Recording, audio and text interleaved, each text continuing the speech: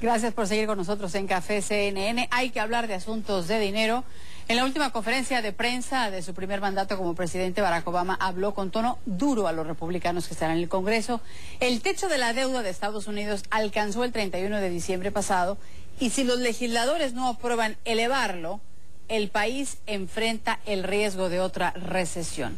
Primero que nada, vamos con el informe que nos tiene Yoli Molinares, los detalles de la exposición que hizo el presidente Obama.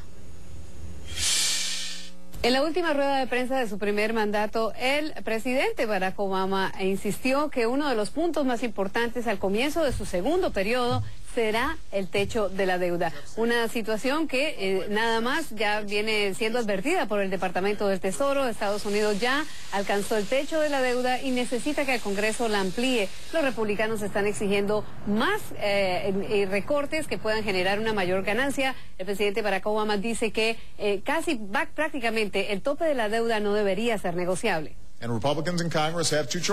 Los republicanos en el Congreso tienen dos opciones. Pueden actuar responsablemente y pagar las cuentas de Estados Unidos, o pueden actuar irresponsablemente y someter a este país a otra crisis económica.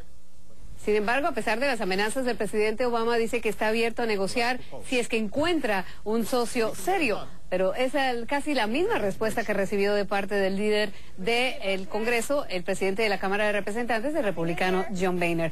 Otro asunto que estará dominando la agenda del segundo periodo del presidente Barack Obama en los primeros días es el control de armas. A la luz de la masacre en Newtown y de las recomendaciones que estará entregando ya el vicepresidente Joe Biden este martes. El presidente Barack Obama insiste que es importante que las dos partes se acerquen verdaderamente a negociar.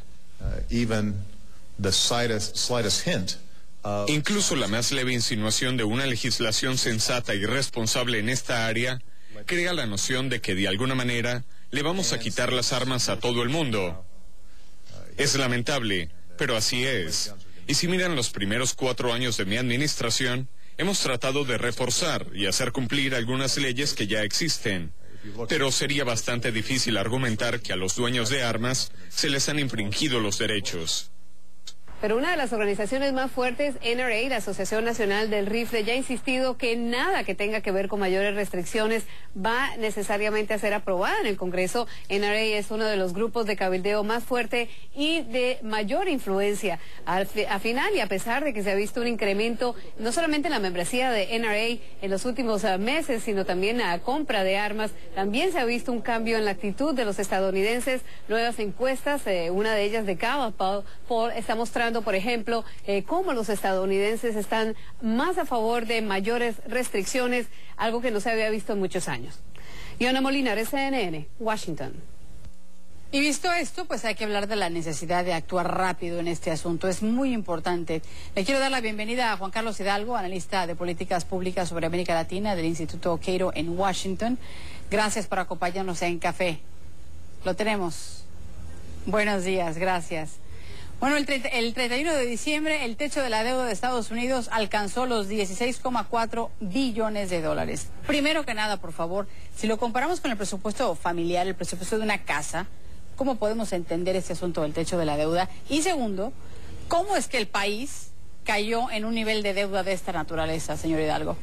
Sí, esos 16 billones, poco más de 16 billones de dólares de deuda equivalen a aproximadamente el 102% del Producto Interno Bruto. O sea, de todo lo que produce la economía estadounidense en un año, se iría todo en solo pagar la deuda. Y todavía quedaría un poco más de deuda.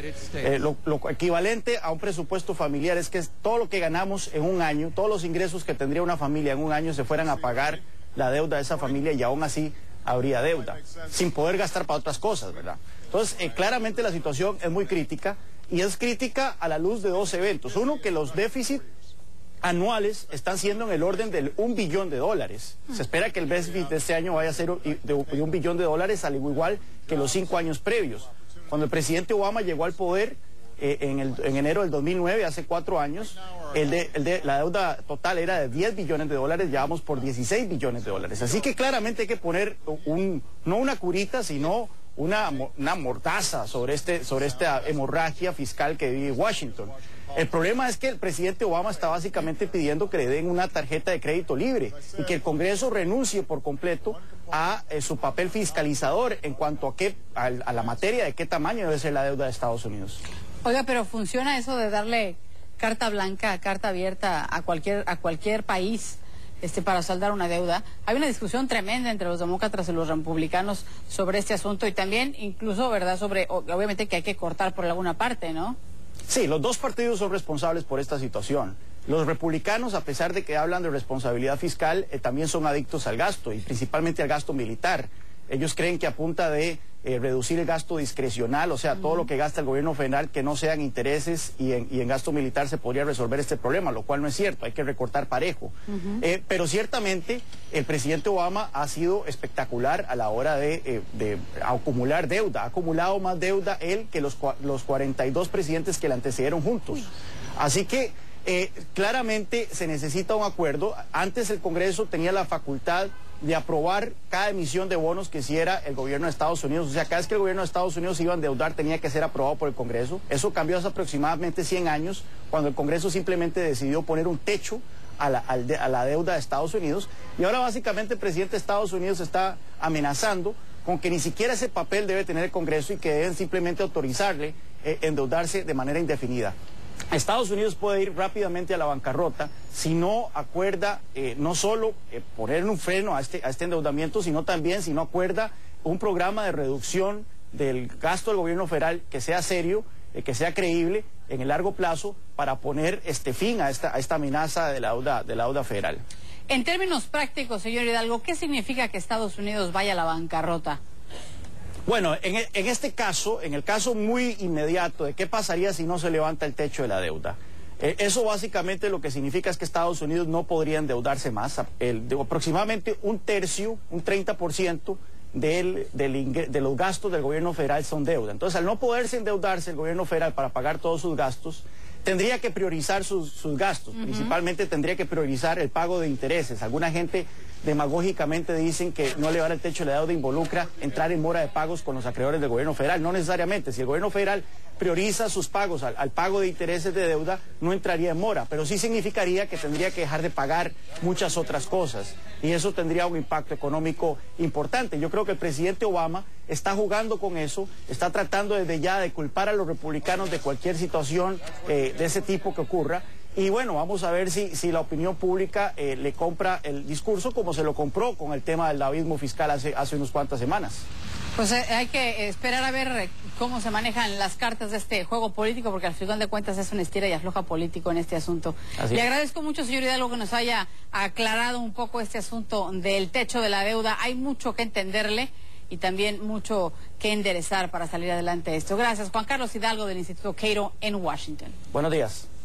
Pero mientras en Estados Unidos se debate el tema de la deuda, un tema que genera indudablemente muchas reacciones, en la costa oeste y este de Estados Unidos experimentaron este fin de semana temperaturas fuera de las cifras normales en ambos extremos del termómetro. Aquí en la costa este, en Atlanta, por ejemplo, fue un fin de semana espectacular con cerca de 20 grados de temperatura, mientras en la otra parte del país, en California, siguen las bajas temperaturas, algo que preocupa, por supuesto, a los agricultores. Para darle sentido a esta locura, invitamos a Mari Ramos, quien está con nosotros aquí en el estudio. Mari, indudablemente no es común que en pleno invierno aquí en Estados Unidos, en la costa este, en Atlanta, tengamos casi 20 grados y que en California, que tienen climas por lo general más agradables, se esté muriendo de frío. Sí, estamos verdaderamente con un cambio en las condiciones del tiempo bastante significativo y esto trae, como decías, problemas a los agricultores. Carlos, ¿qué vegetales te gusta comer? ¿Brócoli? El brócoli no me gusta, pero lo como a la fuerza porque es bueno. ¿Qué pasa con el brócoli? Tal vez te gustan las naranjas, las muchísimo. Fresas. Sí. Bueno, todo ese tipo de frutas y vegetales son los que se cultivan en la costa oeste de Estados Unidos, principalmente en California. Durante los meses de invierno, como decías, cuando hace mucho frío en el resto del país, en California tienen buenas condiciones del tiempo y se pueden dar todo ese tipo de alimentos. El problema es que las temperaturas han estado tan bajas que los agricultores están muy preocupados y esto nos pudiera pudiera afectar, si tienen pérdidas significativas, nos pudiera afectar en lo que pagamos, vos, en lo que pagamos yo, en lo que pagamos todos aquí en Estados Unidos, en el precio de este tipo de alimentos. Y es muy, muy importante. Están tratando de proteger lo más que se pueda a las plantas, pero las condiciones invernales van a continuar, incluso en el Valle de San Joaquín, en California, donde se crecen, donde se cultivan mucho de ese tipo de cosas, están con temperaturas nuevamente casi a niveles récords. Y ayer en Los Ángeles fue el día más frío en 22 años. Así que puedes imaginarte cómo están las cosas allí. Si seguimos avanzando, puedes ver que también hay mucha nieve que ha estado afectando la zona, y eso que ven al lado derecho de la pantalla es la neblina y la lluvia que ha estado afectando la zona este de los Estados Unidos, muchos atrasos de vuelos significativos, pero también algo de lluvia fuerte en la zona sur de Estados Unidos, no tanto aquí en Atlanta. Ayer llovió mucho aquí, sí.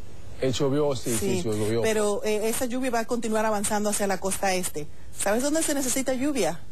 En la zona central de Estados Unidos. Ahí hay una sequía tremenda, Carlos. Y no la tienen, es increíble. No llega la lluvia. ¿Te acuerdas de que en el verano estábamos hablando de cómo la sequía estaba afectando a más de 50, a casi más del 50% del país? Bueno, ahora eso se ha reducido casi al 30%, pero sigue muy, muy significativo. Esto es en la zona del Mississippi, en Missouri, por ejemplo, cerca de San Luis. Ahí los niveles del río han bajado tanto que están restringiendo qué tipo de embarcaciones pueden navegar por el río, y ese tipo de embarcaciones, por ejemplo, pueden llevar lo que llevan más o menos 20 camiones. O sea que si no pueden llevar la misma cantidad de cosas, el nivel de comercio se reduce significativamente. Dicen que tal vez no tengan que cerrar el río, pero sí restringirlo. Lo que están haciendo ahí es sacándole sedimentos a la zona baja del río para poder avanzar un poquito. Aprovechamos, Mari, que tenemos en nuestro segmento de Prensa al Día. Estábamos leyendo la portada de La Tercera y en su primera plana había una fotografía realmente dramática bajo el título: Beijing paraliza fábricas y colegios por contaminación récord. ¿Qué es lo que está sucediendo? Que la situación aparentemente es tan dramática ahí en China. Muy dramática, porque si ves las imágenes son impresionantes, no se ve nada. Ha empezado a mejorar un poquito la situación porque cambiaron las condiciones del tiempo, pero tuvieron que cerrar escuelas, como decías, fábricas, quedaron miles de personas atrapadas en los aeropuertos y las carreteras porque no se veía nada. La contaminación llegando a un nivel que ya ni siquiera se podía medir. O sea que 500 significa que es malo para la salud. Sobrepasó los 1000, el número 1000, y eso tiene muy preocupadas a las autoridades, pero afortunadamente estas condiciones de la contaminación con las condiciones del tiempo han mejorado.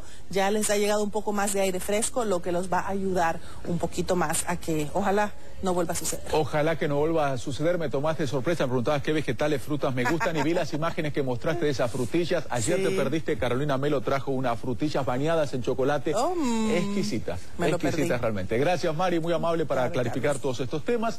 Nosotros hacemos una muy breve pausa y cuando regresemos tendremos a Elizabeth Pérez a punto de entrar, ahí la veo, a punto de entrar a la cancha. Iba a hablar, ¿qué pasó en la sub-20? Estaba en juego la punta del sub-20 del grupo B, Venezuela. Tenía ganas, tenía posibilidades, pero ¿qué pasó con los jovencitos de la Vino Tinto? Nos lo cuenta nuestra venezolana, Elizabeth Pérez. Le va a pegar Benavente, gol. ¡Gol!